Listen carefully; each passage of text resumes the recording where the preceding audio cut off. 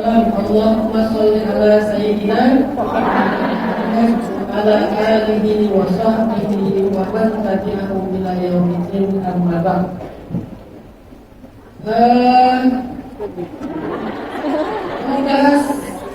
Mau bahas apa hari ini?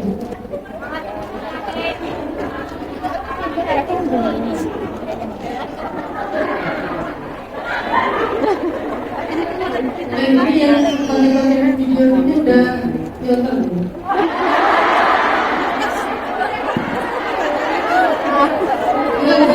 Saya nggak akan mau post. Kalau videonya saya aja hitung dulu. Yang pertama saya request, yang paling saya ikutin. Baik, hari ini kita akan. Oke, serius. Karena kita akan mendengarkan jauhnya dari pilihan yang akhirat sebetulnya. Cuma karena saya benar-benar nulis itu sebagai penulis. Saya bilang benar nulis kalau penulis itu biasanya depan kamu gini-gini. Saya kayak di depan gini aja, yang buku ya.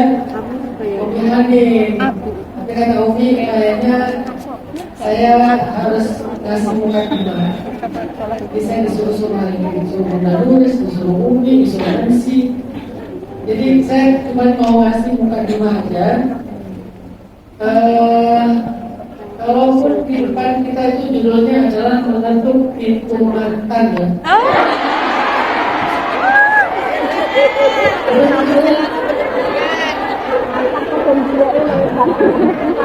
Membentuk pintu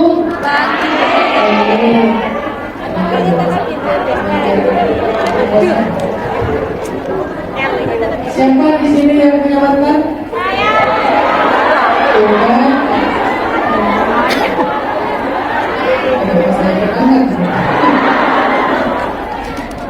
Oke, kita akan bahas. Saya cuma ingin menyampaikan mukadimah tentang membentuk pintu lagi.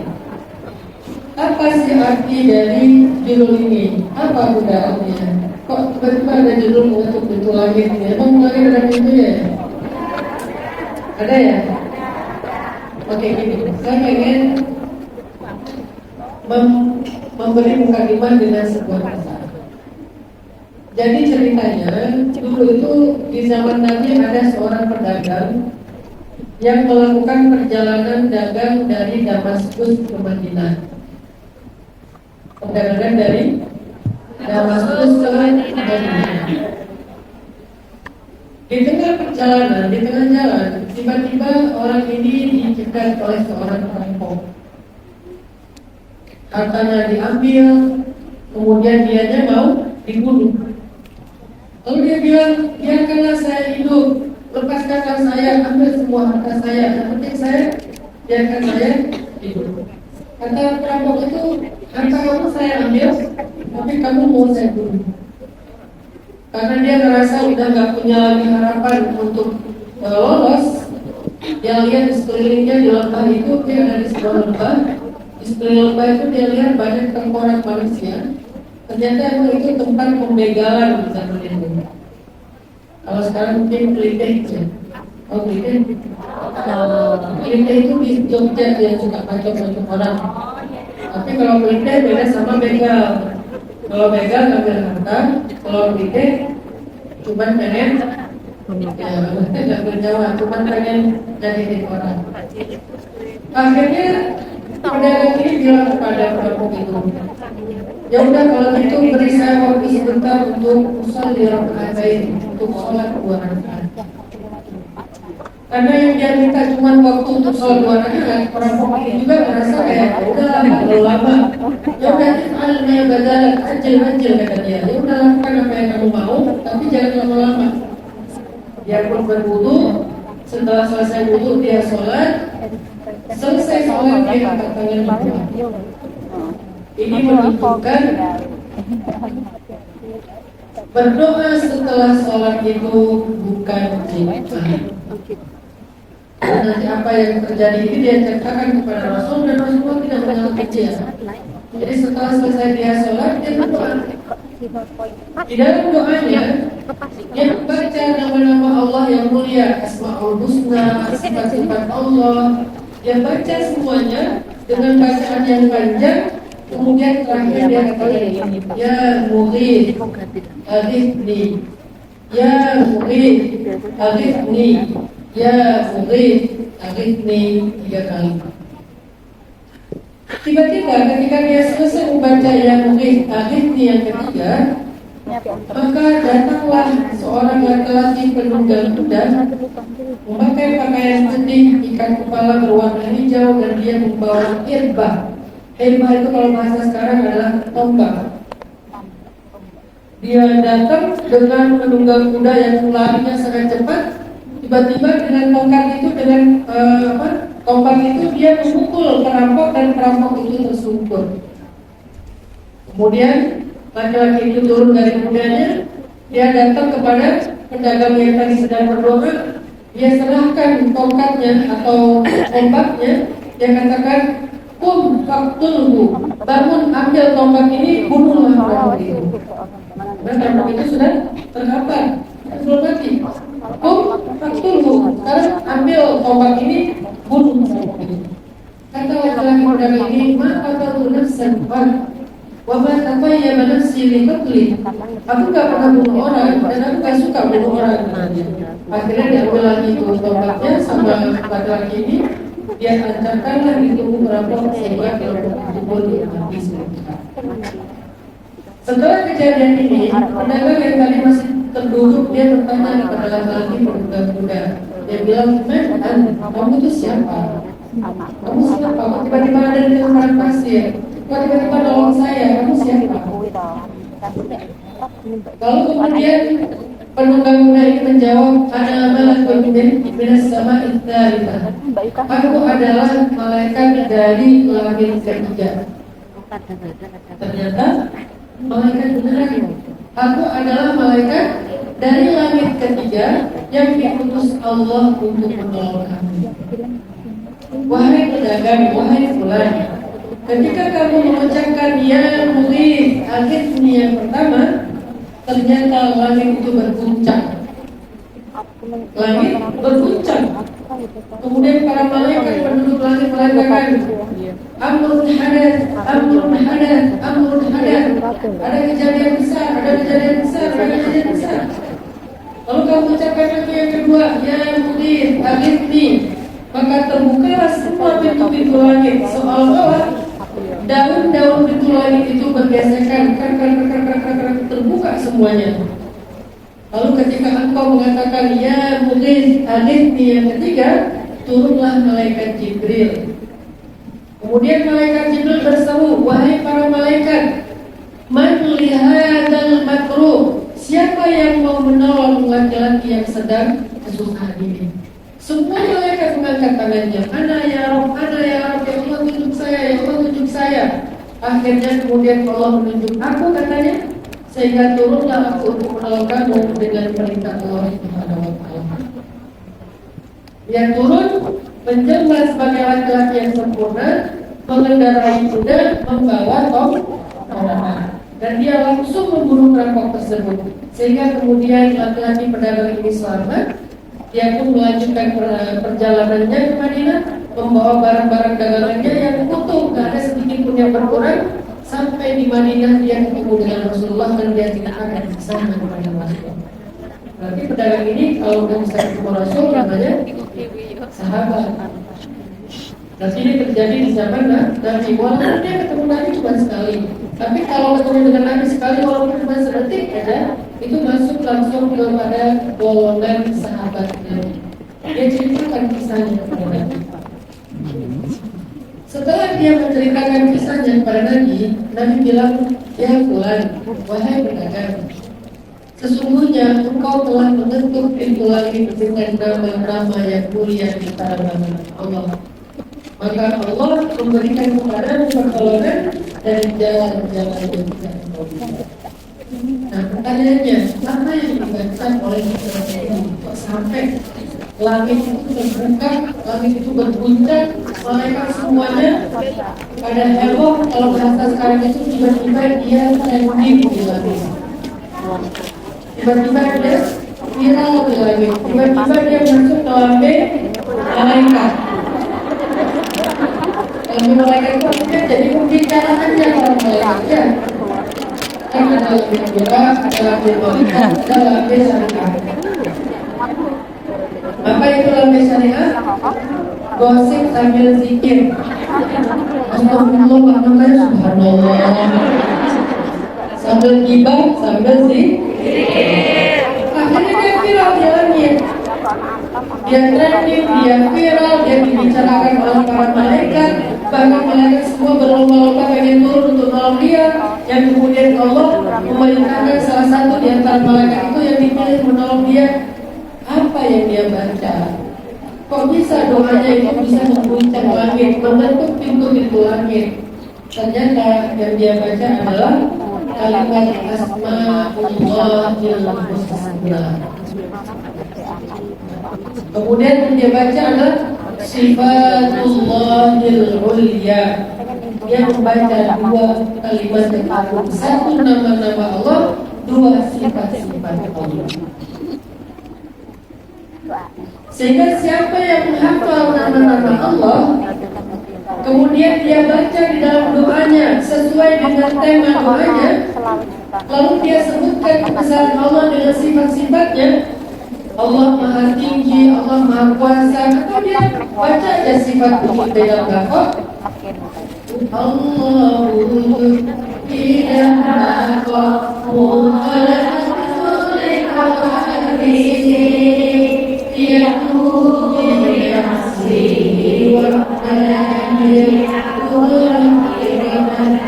artinya siapa yang kalau sampai selesai siapa yang menghafal sifat-sifat Allah, nama-nama Allah, kemudian dia baca di dalam doanya sebagaimana perintah Allah,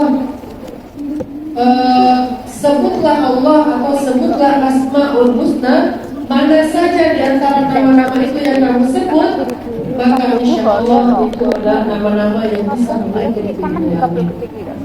Tanya sekarang, kalian kalau berdoa memanggil Allah itu apa? Allah, apa lagi? Kalau namanya yang lain, padahal yang diminta tentang mantan. Kalau tentang mantan, manggilnya apa?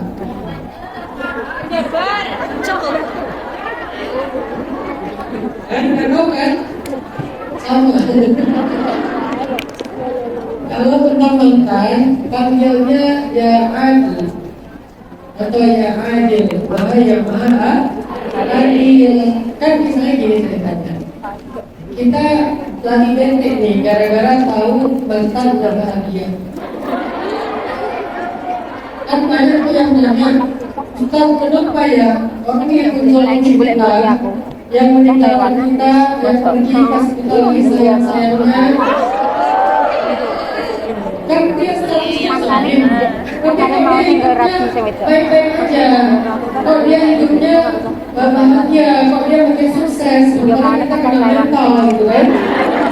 Itu gimana Ustaz? Nah, caranya pertanyaan saya, kenapa dia masih tahu tentang mental? Katanya udah Allah ternyata dia melihat mereka juga.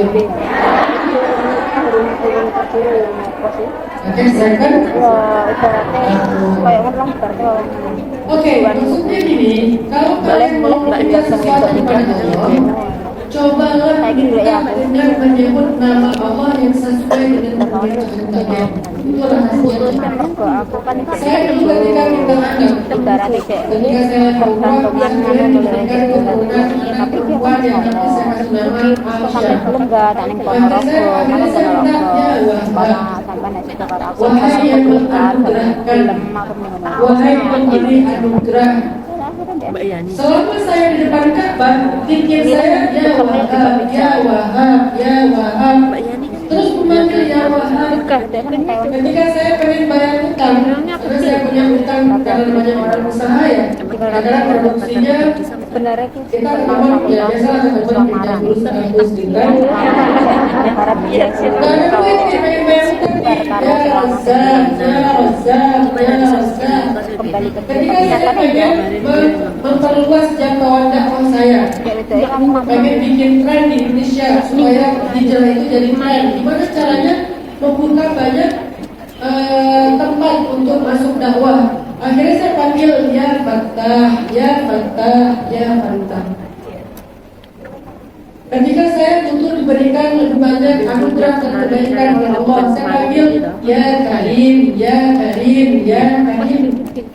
Artinya salah satu cara untuk mengetuk pintu langit dan langit itu akan berguncang untuk Tuhan adalah dengan menyebut nama dan sifat-sifat Allah.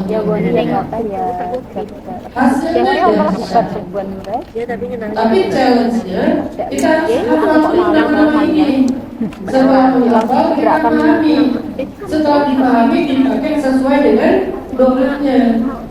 Dan memahaminya harus, karena kalau kita memanggil Allah tapi kita nggak paham apa makna dari nama ini, nanti panggilan kita nggak powerful. Saya yakin sekali Allah yang Maha Wahhab. Makanya saya yakin ketika memanggil ya Wahhab, Abli dzurriyyatan thayyibah, Abli bil ladunka waladan shalihan. Yang Allah ya Wahhab, pemberi anak keturunan, anugerahkanlah untuk saya keturunan anak shalihan. Saya paham maksud dari kata-kata ya Wahhab. Rabbana hab lana, gitu kan? Hab lana dari kata Wahhab. Min azwajina wa dzurriyyatina qurrata a'yun waj'alna lil muttaqina imama. Maka salah satu cara paling gampang mengetuk langit adalah dengan menyebut dan memanggil nama-nama serta sifat-sifat Allah. Satu misalnya,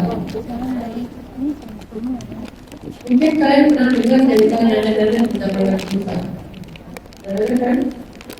Jadi ceritanya ada seorang nenek, dia udah tua, gak punya anak, tapi pengen punya anak. Bahkan kemudian dia datang kepada Nabi Musa dengan ini, ya Nabi Allah, ya Nabi Allah, wahai Nabi yang berbicara dengan Allah, mintalah kepada Allah agar Allah memberi saya anak. Saya baru punya anak sudah tua. Akhirnya Nabi Musa berdoa, ya Allah, ini ada nenek-nenek punya anak. Kemudian Allah bilang kepada Nabi Musa, sampaikan kepada nenek-nenek itu kalau dia takdirnya jangan punya anak, takdirnya. Artinya kan ini sesuatu yang sudah ditetapkan. Dia ditetapkan, ditakdirkan kan punya anak. Akhirnya Nabi Musa bilang, sabar ya, nenek udah punya takdir dan takdir nenek jangan punya anak. Oh gitu, udah, pulang ya. Dan besoknya balik lagi, pas balik lagi kita lagi ya Nabi Allah, Tuhan kan saya punya anak. Kata Musa itu kan sebagai, coba tahu sekarang bisa. Ya Allah, nenek kemarin ya Allah. Minta anak sama kayak kemarin. Kata Allah Musa, anda kan dia takdirnya nggak akan punya anak. Nek, kata saya juga sama lagi. Tapi Nabi Musa kan nggak berhasil ya. Jadi nggak aksennya nggak gitu, tapi aksen saya. Sabar, nenek gak ada punya anak itu udah takdir nenek, balik aja gitu, udah, besok, ya balik lagi. Nenek kemarin dia, karena anak belum kan udah 2 kali, saya tahu hari ini bisa. Akhirnya saya Allah.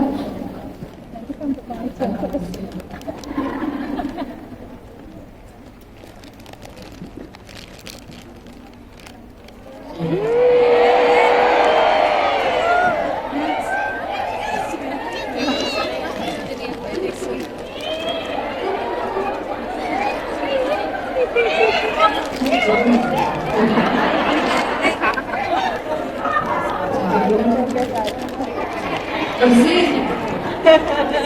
Ya bersih. Cerita sebenarnya sebenarnya.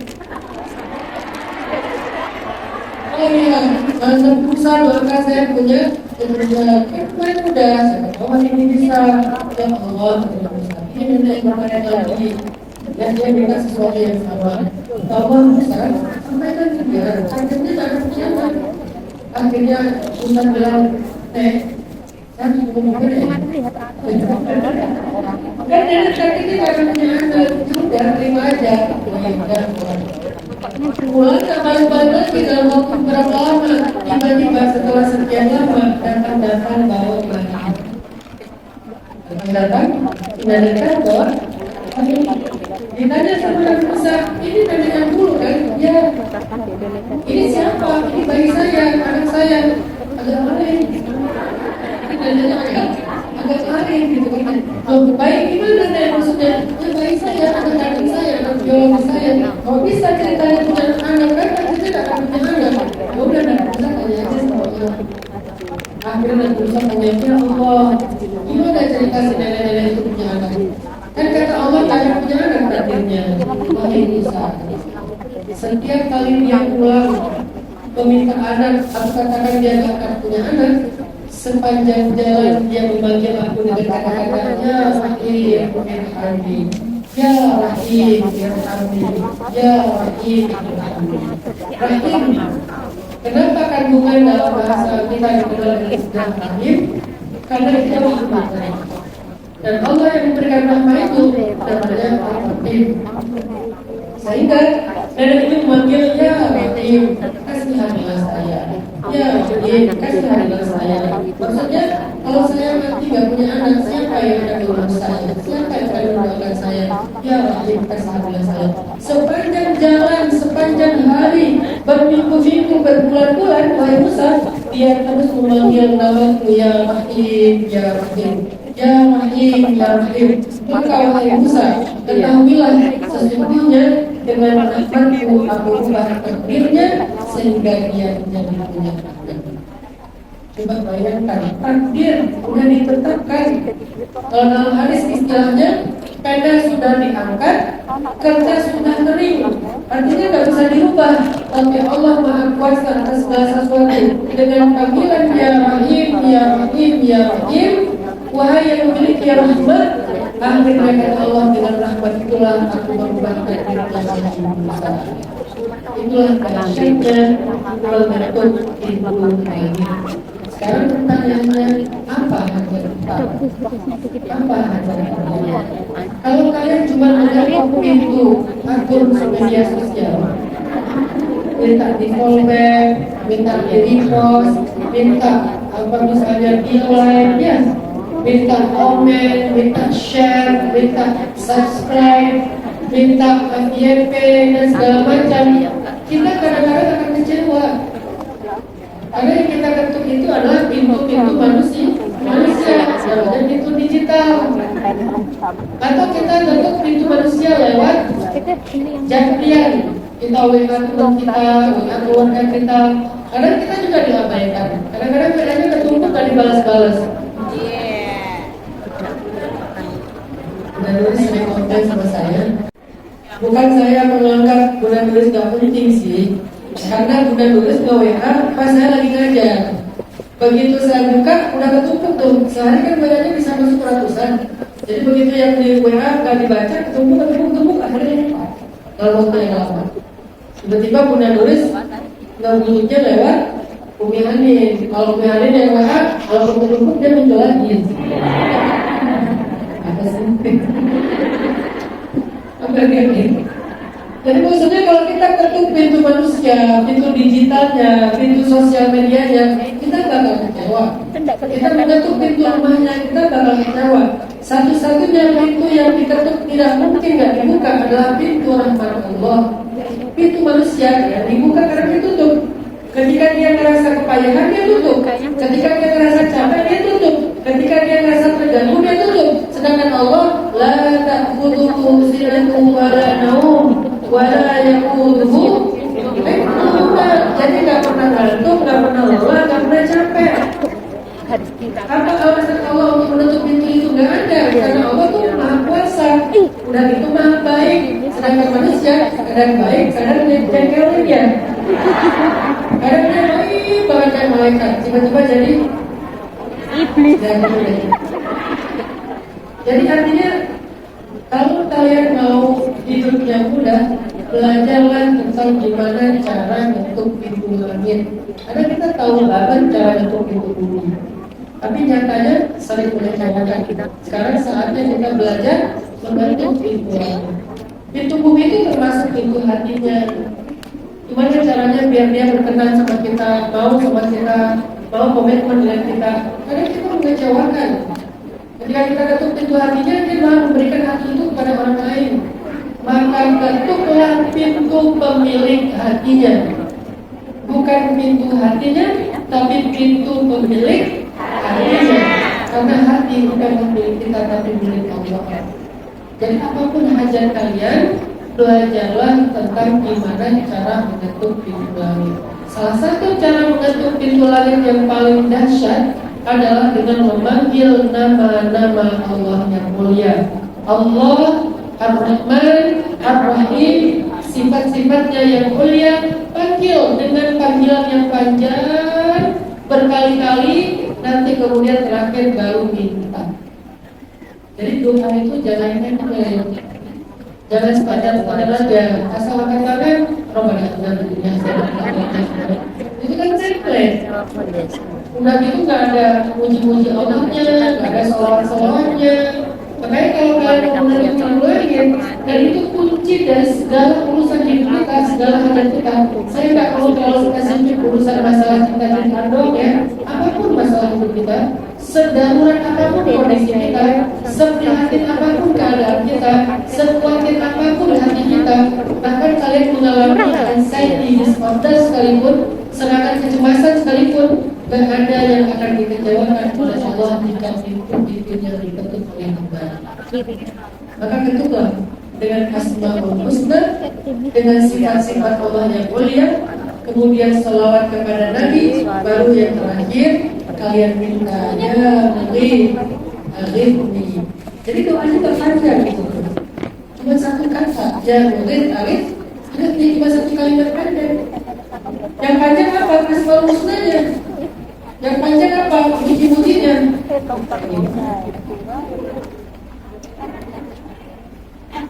Ini di sini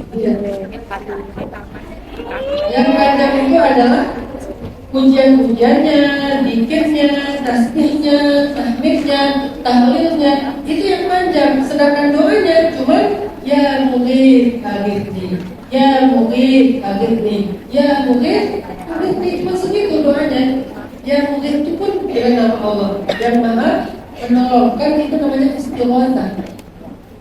Teman-teman tahu istighotsah kan? Apa arti istighotsah?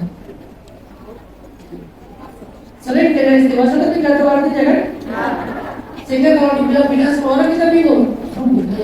Padahal istighotsah itu adalah perintah Allah yang ada di Al-Quran, ada di hadis, ada di dalam kisah-kisah orang saleh. Di dalam Al-Quran surah Al-Anfal Allah berfirman, "Il tastaghithuna rabbakum." Ketika kalian beristighotsah kepada Tuhan kalian. Di dalam hadis kita baca, "Ya Hayyu ya Qayyum bi rahmatika astaghits." Dengan Engkau ya Allah, dengan rahmat-Mu aku istighotsah. Dan di sini doanya, "Ya Mughith." Ternyata istighotsah itu artinya minta tolong. Dan Allah yang Maha Menolong, bahasa Arabnya Al-Mughith. Asmaul Husnanya Al-Mughith. Jadi kalau kalian sedang merasa takut dizolimi oleh tuan kalian atau oleh siapa misalnya, majikan, istilahnya majikan atau bos atau mungkin keluarga tempat kalian berjuang misalnya, khawatir, maka panggillah Sang Maha Penolong, ya Mughith, ya Mughith, berguncang itu lagi sekalian. Jadi emang doanya nggak panjang, cuma yang Mughith aja nih, yang panjangnya puji-pujian kepada Allah. Mudah-mudahan bukan dimana bisa menjadi sebuah insight, menjadi sebuah penjelasan supaya teman-teman di Hongkong para pejuang-pejuang yang lain ini nggak lagi khawatir untuk segala hajat-hajatnya, karena ada yang Maha menunaikan hajat-hajat dan dia bisa hajat dia Allah Subhanahu wa Ta'ala. Yang penting kalian tahu sekarang gimana cara mengetuk pintu. Nah sekarang kita masuk pada materi ini. Itu cuma bukan lima. Nah, materi inti ini akan disampaikan oleh Ustazah Umi Hanif dan silakan. Bismillahirrahmanirrahim. Terima kasih Ustaz Hanan. Assalamualaikum warahmatullahi wabarakatuh.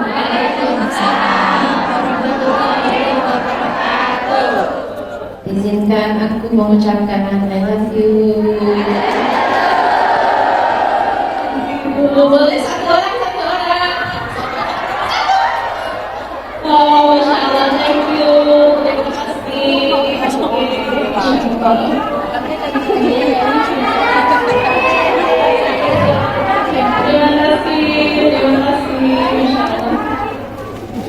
Alhamdulillah, mungkin aku pribadi gak kenal satu-satu ya, tapi insya Allah kamu gak pernah jadi orang asing buat aku.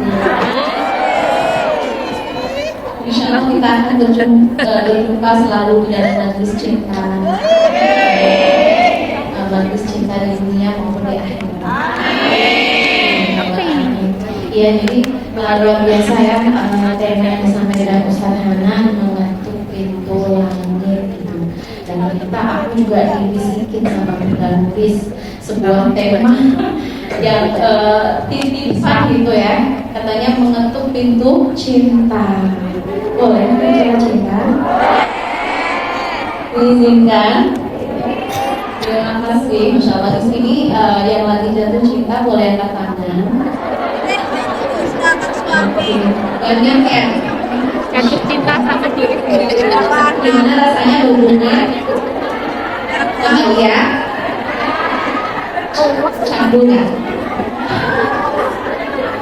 Candungan ya. Ternyata jatuh cinta itu kalau menurut orang yang jatuh cinta itu saking candungnya, aku nggak mau berhenti jatuh cinta karena memang ya happinessnya itu beda, happinessnya, semangatnya, bener nggak sih? Cuma buat saya sekarang nih kalau udah kena sakitnya, kena deritanya luar biasa juga. Jadi aku pengen berkisah tentang sebuah cinta yang bikin Abdullah ibnu Abbas sampai punya sebuah doa. Pada waktu sore hari di padang Arafah di hari ke-9 Yom Tasi' min Dzulhijjah ba'dal 'asr asyiyatan, di sore hari Abdullah bin Abbas sedang berdoa, bermunajat karena ini adalah hari agung, hari mulia, hari besar, hari berdoa, hari di mana Allah membanggakan para jamaah yang berkumpul di padang Arafah. Mereka didatangkan seorang pemuda dengan penampakan yang sangat menyedihkan, kulitnya kering, kurus, tatapan matanya kosong, jidatnya nampak. Sampai Abdullah bin Abbas bertanya, Manhana, di mana kullu hada? Ibu Muhammad Abdullah bin Abbas, ya bena'am Rasulullah, wahai sepupu Rasulullah sallallahu alaihi wasallam. Dia adalah orang yang dulunya sangat ganteng, bersinar, bercahaya, namun dia saat ini sakit berat. Nastashfi, makanya kami datang supaya engkau pulihkan, supaya engkau sembuhkan, supaya engkau kembalikan lagi kondisi yang dia begitu bersinar sekarang menjadi pemuda yang sangat kehilangan cahayanya, sampai dia kurus, kering gitu. Mahada, ketika ditanya mada bika, ada apa denganmu? Dia nggak menjawab, dengan mata kosong. Terus ditanya lagi, apa yang bisa aku lakukan biar kamu kayak ngerasa didengar, dimengerti, ya kan? Takutnya mungkin waktu seperti ini nggak semua orang mau ngedengerin, nggak semua orang mau understanding, mau ngerti gitu. Terus kata dia, di dalam tubuhku ada sebuah derita cerita yang hampir saja menghabisi nyawaku. Dia bilang seperti itu. Dia merasakan kepahitan cinta, derita cinta karena sebuah perpisahan. Terus gak lama, beberapa saat setelah dia komentar seperti itu, badannya bergetar, dia berteriak, dan nyawanya meninggalkan jasadnya. Dia mati dalam kondisi apakah syahid cinta, apakah apa ini ya, Allah a'lam, kita nggak tahu, kita nggak boleh juga kita ngejudge gitu ya. Makanya melihat kondisi seperti ini, Abdullah bin Abbas sampai Allah berdoa ya, karena kan ngerti ya, ini sakit apa, ini jenis penyakit apa, kok bisa sebuah penyakit sampai bisa mengambil nyawa seseorang.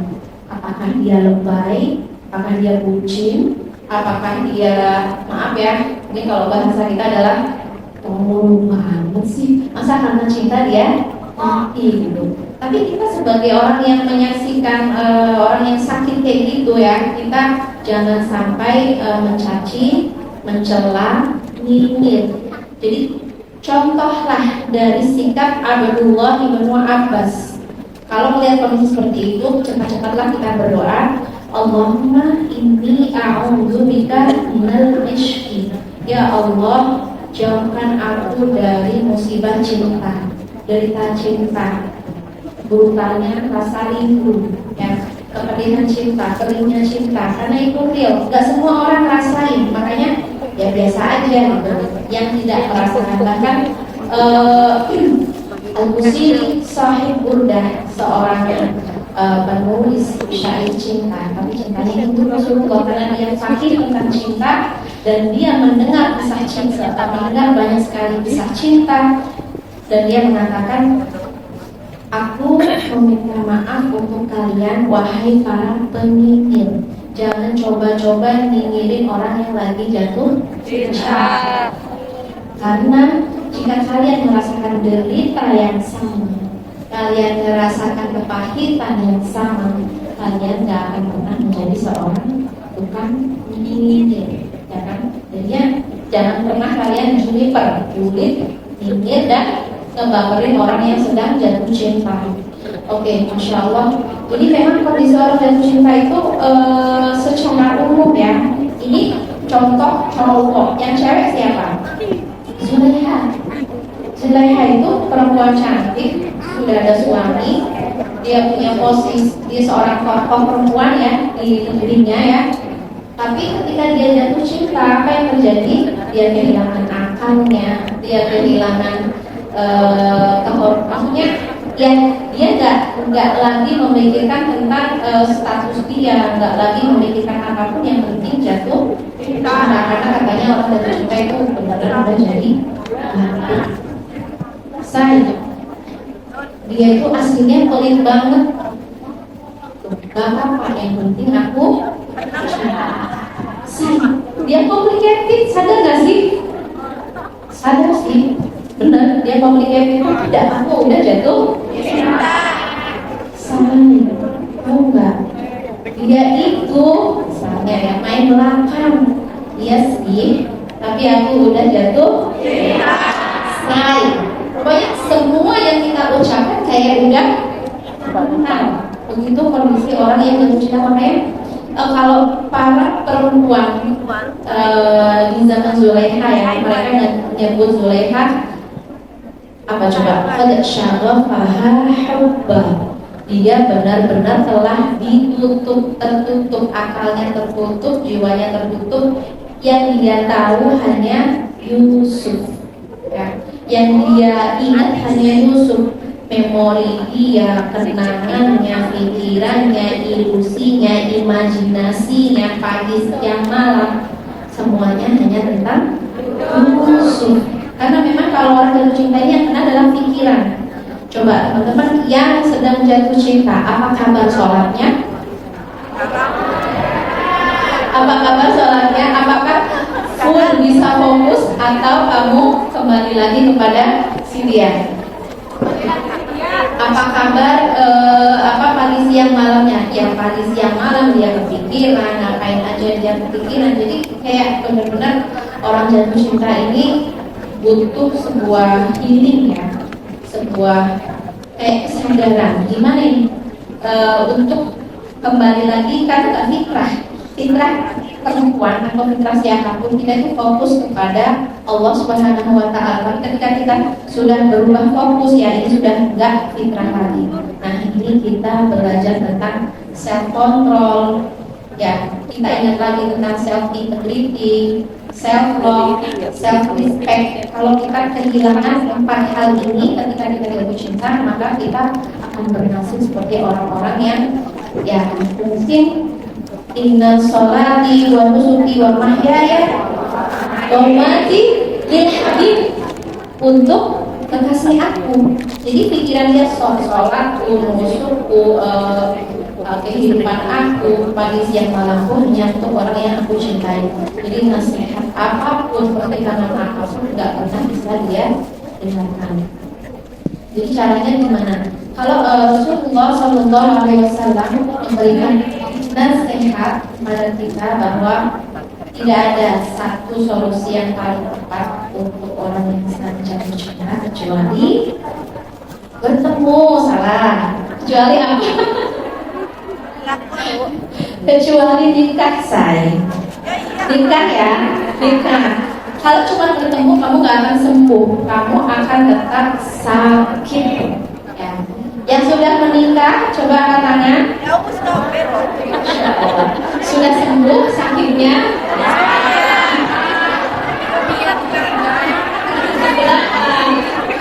Sudah.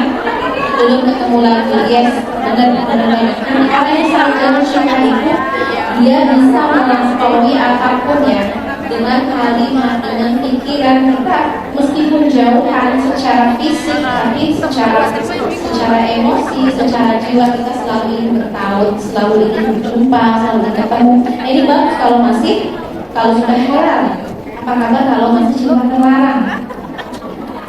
Ya kan? Apa kabar kalau masih cinta yang haram? Ini pasti sulit banget. Makanya self control. Jadi observe. Jadi orang jatuh cinta itu kalau kita nggak pandai observe, nggak pandai observe itu meneliti diri aku. Kenapa aku jatuh cinta? Awalnya ini apa yang bilang Umi? Aku nggak tahu. Aku jatuh cinta itu kenapa? Jatuh cinta ini dari Allah kah? Dari iblis kah? Dan siapa coba jatuh cinta ini? Kayak iblisnya semaur. Iblisnya semaur. Kadang-kadang aku nggak tahu barang sama dia kan? Kenapa aku tiba-tiba jatuh cinta? Biasanya jatuh cinta itu ya memang ada awalnya, nggak mungkin kita ujuk-ujuk jatuh cinta gitu. Berawal dari mata. Jadi please, biar kamu nggak kena penyakit cinta, nggak. Ya karena katanya love is infectious. Jadi cinta itu infeksi. Kamu sedang terinfeksi. Kenapa harus bisa terinfeksi? Karena kamu belum belajar tentang body emotion. Jadi infeksinya awalnya dari mana? Dari mata saya. Jadi tahu ya sekarang kenapa kita terinfeksi cinta. Awalnya adalah dari mata kita yang tidak kita cinta. Dan kenapa sih ini ada kaitan apa dengan menutup pintu langit? Pintu langit itu bisa kita ketuk dan terbuka dengan baik ketika kita tidak punya hijab, tidak punya penutup, tidak punya kotoran-kotoran, polutan. Karena kayak cinta yang sifatnya hawa nafsu itu adalah polutan yang mempersulit kehidupan kita sehingga kita sulit untuk menutup pintu. Nah, jadi sekarang kita tahu infeksi awal dari mana? Mata. Setelah terinfeksi mata kita, masuklah ke pikiran. Dan kan, jadi imajinasi, masuk ke perasaan. Setelah masuk ke perasaan, action. Umi, aku kangen brutal. Baik. Pencet gak ya? Kepoin gak ya? Chattingan gak ya? Karena aku kangen banget sama suara dia. Kangen banget gitu ya. Kangen banget. Asal lihat wajahnya, aku udah happy banget gitu. Ini gimana? Jadi kalau kamu nggak punya pertahanan, kamu akan semakin terinfeksi, sakit kamu makin parah. Jadi kamu gimana? Kamu mau healing, artinya mau memproses sebuah penyembuhan kah? atau sebaliknya kamu semakin terinfeksi. Karena kalau sudah terinfeksi tadi ujungnya sampai penderitaan mental, penderitaan emosional, penderitaan fisik itu dirasain semua. Cuma gara-gara infeksi mata. Makanya kalau Rasulullah SAW mengajarkan ya bahwa Ghaddul basar ini salah satu kunci kita berjumpa dengan Allah, salah satu kunci kita ma'iyatullah, punya kebersamaan dengan Allah. Semakin kita menjaga pandangan kita, menjaga hasrat kita, menjaga gejolak yang kita miliki, maka insya Allah yang menjaga Allah maka dia akan dijaga. Allah Allah yahfazka, ihfaz al-afkar, Allah yahfazka. Jadi ini kuncinya adalah menjaga. Oke, jadi kita harus benar observe kenapa awalnya infeksi gara-gara gangguan bahasa itu. Kenapa aku kangen? Karena aku nganggur. Misalnya ya, nganggur kita kali ini kurang zikrullah. Salah satu yang diajarkan oleh Ustaz Hana tadi ya, mengetuk pintu langit dengan berbagai cara. Di antaranya adalah membaca nama-nama Allah yang indah. Kita bisa shifting ya dari memuja hamba, ya kan, kayak orang jalur kan kita jalur semua dari ujung atas sampai bawah kita puja, topinya, stylenya, senyumnya, gitu kan. Terus bahkan kalau orang jatuh cinta semakin deep itu kayak dia tuh gak berani natap matanya, itu gak berani. Kenapa? Takut semakin jatuh cinta gitu. Jadi mending mundur aja gitu ya. Saya berani. Nah ini harus kita observe. Ini apa nih? Kalau kita perturutkan ya, oh saya punya kebiasaan ngelamun, saya punya kebiasaan gabut, saya nggak menghormati waktu sholat, nggak menghormati waktu zikir, nggak menghormati waktu berdoa, yang semuanya aku pakai untuk gabut, dan kita hanya berteman dengan pikiran, khayalan, memori indah dengan dia ya, dan itu semua yang bikin kita semakin terinfeksi, semakin sakit. Ya. Jadi intinya adalah aku ingin mengingatkan jangan berteman dengan pikiran, karena pikiran kita bukan teman baik.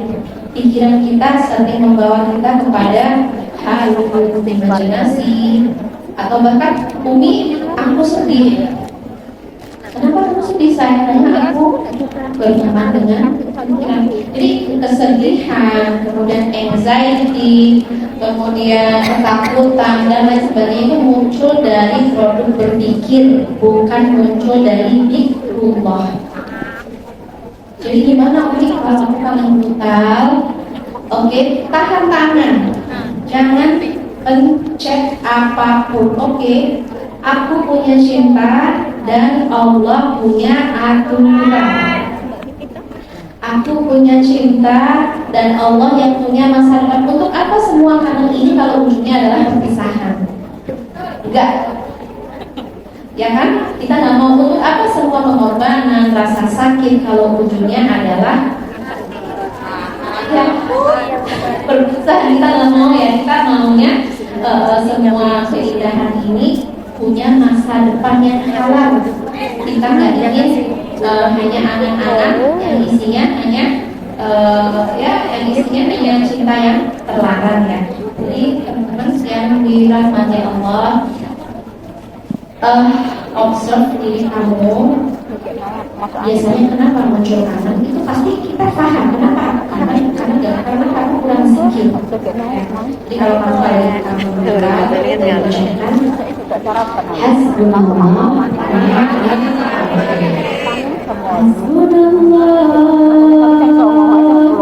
hasbunallah wa ni'mal wakil, hasbunallah.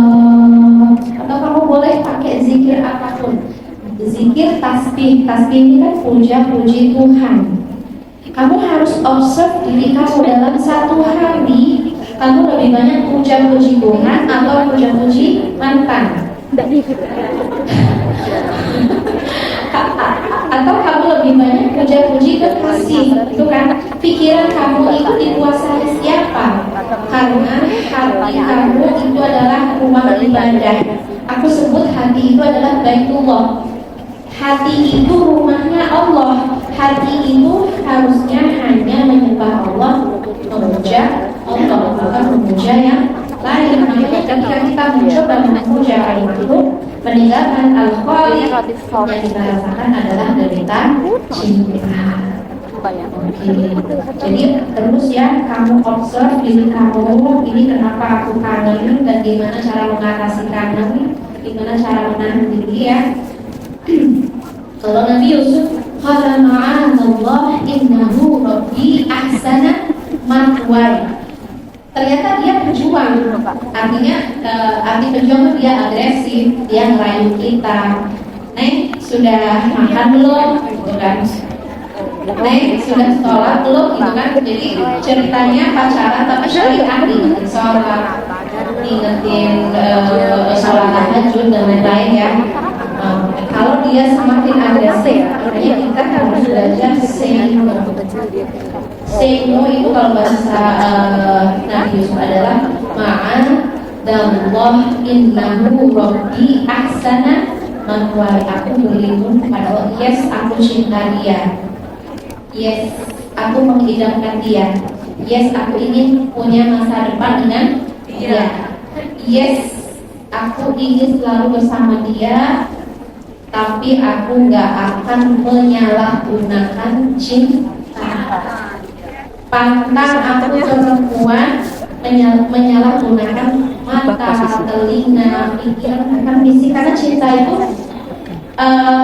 dia akan bersatu lewat kata-kata. Itu awalnya ya, startnya lewat kata-kata. Next dia akan berusaha bersatu secara jasad. Jadi makanya disebutnya bahwa mata itu bisa berzina. Mata bisa berzina dan nanti bisa turun ke pikiran, ke hati dan lain sebagainya. Dan kita harus bisa say no. I respect my Lord. Aku perempuan yang menghargai Tuhanku. Aku perempuan yang menghargai aku dijanjikan oleh Tuhanku sebuah kerajaan. Ketika aku tidak menghargai Tuhanku, aku akan diusir dari kerajaan Tuhan. Kita diusir dari Hongkong aja kayak naudzubillah ya. Apalagi kalau kita nanti diusir dari kerajaan Tuhan gara-gara perbuatan-perbuatan yang tidak diridhoi oleh Allah Subhanahu wa taala. Mencoba untuk mendengarkan bimbingan Allah, mendengarkan mendengarkan bimbingan, melihat hidayah dari Allah supaya kita bergerak bukan karena hawa nafsu tapi bergerak karena bimbingan dari Allah Subhanahu wa taala. Oke, teman-teman yang dirahmati Allah, tentang cinta ini, kalau kita selalu mendengarkan hawa nafsu, maka kita akan menjadi perempuan yang merugi dan tidak berhasil mencapai cita-cita kita. Karena cita-cita kita, ini aku pengen seperti Sayyidah Maryam, aku pengen seperti Sayyidah Khadijah, aku ingin seperti Sayyidah Aisyah, aku ingin seperti Sayyidah Asia. Dan semua perempuan-perempuan hebat ini meniti jalan kesucian, mensucikan pikiran, mensucikan emosi, mensucikan jiwa ya. Innallaha astafaki wa tahharaki wastafaki ala nisa'il alamin. Sesungguhnya ketika kamu jatuh cinta, Allah bukan ingin membuatmu masuk ke neraka, tapi justru Allah ingin meningkatkan derajat kamu. Perempuan terpilih jatuh cinta tapi tetap menjaga kesucian. Jatuh cinta tapi tetap bisa menghormati Tuhannya, menghargai Allah, menghargai aturan-aturan Allah. Cinta ini sesuatu yang rasa yang nggak bisa kita bendung. Tapi kita bisa membendung action kita bisa say no untuk hal-hal yang Inna Allah astafaki wa tahharaki wa astafaki ala nisa'il alamin.